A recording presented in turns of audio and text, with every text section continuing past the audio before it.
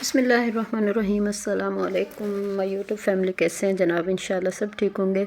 अच्छा जी, आज ना वैसे तो मैं ये जो सामने लॉन का सूट रखा हुआ है ना, मैं आज उसकी कटिंग शटिंग करने वाली थी, लेकिन मेरी एक सुबह मैं जब सो के उठी ना, तो मेरी बहन का एक किसी का कमेंट आया हुआ था कि आप ही विदाउट हमें इंची टेप के आप हमें पैंट ट्राउज़र का कटिंग बता दें। मैंने कहा चले मैं अपनी बहनों को सबसे पहले आज यही बताती हूँ। तो यहाँ पर मैंने सबसे पहले अगला हिस्सा जो था ना फ्रंट का, वो मैंने अलग से कर लिया था और उसकी मैंने लेंथ ले ली थी। लेंथ में आप लोगों ने देखा मैंने नीचे से 4 इंच बढ़ाया हुआ है, ऊपर से 2 इंच बढ़ाया हुआ है। अरसन मैंने उतना ही लिया जितना मेरा नाप का कपड़ा था, उतना ही मैंने अरसन ले लिया था। ठीक है जी। तो यहाँ पर मैंने पाइचा फोल्ड करके ना तो उसकी कटिंग कर ली थी फ्रंट की। ठीक है जी।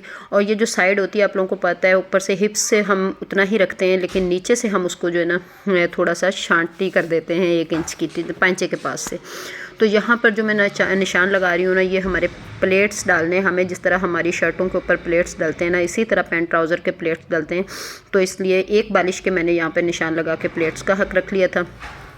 उसके बाद हम बैक में कटिंग कर रहे थे, तो इसका कोई भी ऊंच नीच नहीं है, इसमें ज़्यादा आती है। इसका अरसन हमने उतना ही रखना होता है, सिर्फ चौड़ाई में हमें जो है ना 2 इंच ज़्यादा लेना होता है। जो बैक होता है ना वो वाला हमें 2 इंच ज़्यादा लेना होता है, बाकी हमें अरसन वर्सन उतना ही रखना होता है।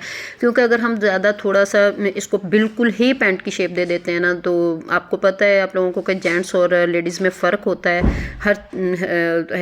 मतलब हर लिहाज से फ़र्क होता है। ठीक है, हमें नमाज़ पढ़नी होती है, हमने बैठना उठना होता है ना, तो हमें अगर हम बिल्कुल ही तंग ट्राउज़र पहन लेते हैं ना, तो वो पैंट की शेप तो आ जाती है, लेकिन उसमें ये हो जाता है कि हम बैठने उठने से बिल्कुल परेशान हो जाते हैं। तो इसलिए मैंने इसका यही मतलब मेरा अपना जो अंदाज़ है वो मैं अपने अंदाज से अपने तरीका बता रही हूँ। मैं एक टाइम से इस तरह से ट्राउज़र सिलाई कर रही हूँ और सबको बहुत पसंद आते हैं। जो फ्रंट होता है ना उसको ऊपर से मैं बिल्कुल जो है ना कम नहीं रखती हूँ, क्योंकि हमारे फ्रंट जो होता है उसमें हम प्लेट्स डाल देते हैं, तो मैं 1-1 इंच की प्लेट डालती हूँ, तो वो ऑलरेडी ऊपर से कम हो जाता है। ठीक है जी।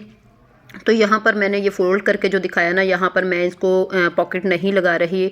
तो फ़ोल्ड मैंने इसलिए किया था कि यहाँ पर अगर आप चाहो तो ज़िप लगा के हुक भी लगते हैं और यहाँ पर पॉकेट भी लगती है फ्रंट में। ठीक है जी। तो ये मैं फ्रंट तैयार कर लिया था। मैंने सबसे पहले इसकी अरसन ज्वाइंट की थी, उसके बाद मैंने इसके प्लेट्स डाले थे। प्लेट्स जो है ना वो एक बालिश के हिसाब से मैंने डाले थे। ठीक है जी। उसके बाद मैंने ये ज़ीरो की बुकरम ली थी, क्योंकि अगर मैं कड़क लगाती हूँ ना, हार्ड बुकरम लगाती हूँ, तो वो बहुत ज़्यादा कड़क हो जाते हैं, तो मैं ज़ीरो की बुकरम ही यूज़ करती हूँ। ठीक है जी। तो यहाँ पर मैंने इसकी बेल्ट तैयार कर ली थी। जो हमारी फ्रंट होगी ना उसके ऊपर हम बेल्ट लगाएंगे। ठीक है जी। और इसकी कटिंग में कोई मुश्किल नहीं है। अगर आप सिंपल आपको मैं वो भी वीडियो अपलोड करके आप लोगों को दिखाऊंगी। उसको सिर्फ हम सादा ट्राउज़र कटिंग करके उसको हम सिलाई के साथ किस तरह पैंट में शेप बना सकते हैं उसकी, वो मैं आप लोगों को ज़रूर बताऊँगी। और मैं अक्सर ऐसा ही करती हूँ। जिन मेरी बहनों के थोड़े से जिस्म भारी होते हैं ना, उनको देखो बैठने उठने में परेशानी होती है, तो उनके ट्राउज़र में किस तरह से सिलाई करती हूँ मैं आप लोगों को दिखाऊँगी। यहाँ पर मैंने फ्रंट तैयार कर लिया था, बेल्ट भी लगा ली थी।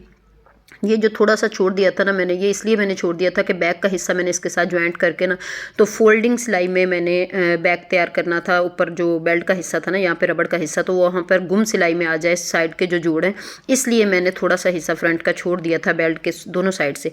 तो मैंने यहाँ पर नाप कर लिया था और मैंने ना उसकी निकाल ली थी रबड़। और उसके बाद मैंने ये जो सिलाइयाँ हैं ना, सबसे पहले मैंने मतलब उसकी लंबाई देख ली थी, क्योंकि कभी कभार ना नीचे से थोड़ा सा ऊंच नीच हो जाती, क्योंकि रेशमी ट्राउज़र था ये, तो फिर हम छांट लेते हैं इसको दोबारा। यहाँ पर मैंने बेल्ट के साथ बेल्ट लगाई थी बैक और फ्रंट की, और जोड़ के ना बैक का हिस्सा जिस तरह हम गले का हिस्सा ऊपर का गला बैक का जो होता है ना हमारा नेक, तो उसको हम जिस तरह से फोल्ड करके पट्टी ज्वाइंट करते हैं, इसी तरह हमने आगे के हिस्से को ऊपर की तरफ पिछली जो बैक की हमारी होती है ना बेल्ट, उसके साथ ज्वाइंट करना था, ताकि बिल्कुल गुम सिलाई में आ जाए। ठीक है जी। तो इस तरह करके मेरा ट्राउज़र जो है वो सिल के तैयार हो चुका था। अच्छा, यहाँ पर ये जो टेक्निक है ना, ये मैं आप लोगों को दिखा रही हूँ, इसलिए बार बार दिखा रही हूँ, बता रही हूँ कि ये जो ट्राउज़र होता है ना पैंट ट्राउज़र का, यहाँ पर पाइचा गुम सिलाई में आना चाहिए। वो कैसे? हमने कच्ची सिलाई एक पैर की लगा लेनी है, उसके बाद हमने इस्त्री का क्रेस बना लेनी है, उसके बाद हमने नाली की सिलाई लगानी है। नाली की सिलाई लगाने के बाद हमने इसको इस तरह से सीधा करना है, और उसके बाद आपका दिल चाहे आप सिलाई लगाओ, आपका दिल चाहे आप तुरपाई कर लो। मैंने तुरपाई की थी। ठीक है जी। और उसके बाद छोटे छोटे से अरसन में आप कट लगा दें, वो इसलिए कि उससे खिंच नहीं पड़ती है ट्राउज़र पे। ठीक है जी। बस इसमें कुछ ज़्यादा बड़ी बात नहीं होती है। ये जो इंची टेप के साथ इधर से नाप कर उधर से नाप कर करते हैं ना, इसमें कोई ऐसा बड़ा मसला नहीं होता। आगे जो फ्रंट है ना, इसमें आप प्लेट्स डाल दें और बैक का हिस्सा जो है वो 2 इंच बढ़ा दें। बस इसमें यही एक टेक्निक है जो मतलब पैंट ट्राउज़र हम करते हैं। ठीक है जी। तो यहाँ पर हमारा पैंट ट्राउज़र तैयार हो चुका था।